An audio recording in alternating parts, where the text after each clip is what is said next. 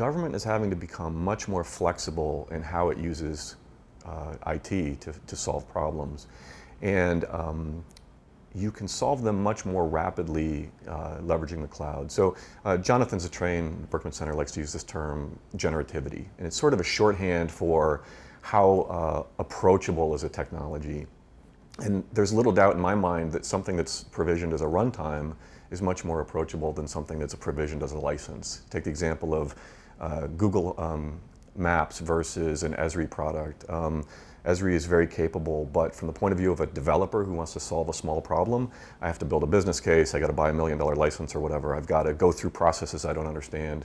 But Google Maps has an API and it's running and I can just go use it. So the stuff is much more approachable. And I think where government's going to go is they're going to go from really focusing on, I'm saving money by virtualizing and sticking it on somebody else's infrastructure to, wow, I'm much more flexible, I'm much more adaptive by doing this stuff.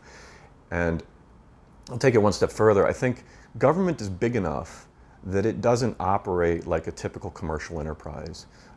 Commercial enterprise, it's sort of like they grow as big as a single span of control can kind of deal with. Government, by sort of definition, is bigger than a single span of control can deal with. So government is really like enterprise technologies and the web mixed together in sort of a conglomerate.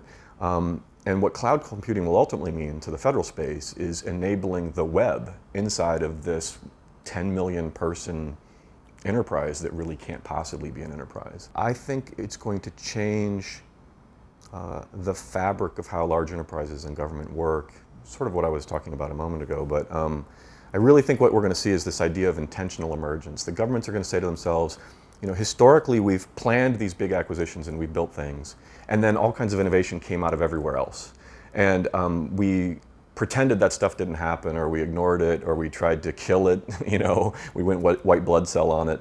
I think what's going to happen is that cloud computing with other technologies that increase the generativity of IT and computing and government are going to make a strategy of intentional emergence happen.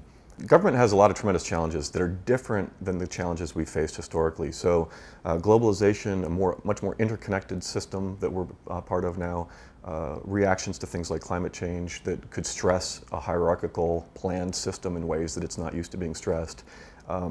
We're entering an era where things are more networked and we're going to have to respond to those in a more networked way.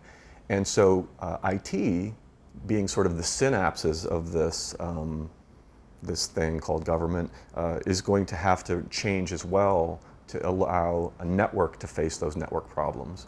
And what that ultimately means is a much more flexible, much more interactive space to be able to build things in an IT sense. So I think cloud computing is a big part of that story. I don't think it's the whole thing. I think there's a lot of other stuff that factors in to making a really generative space for reacting in real time, but it's a big part of it.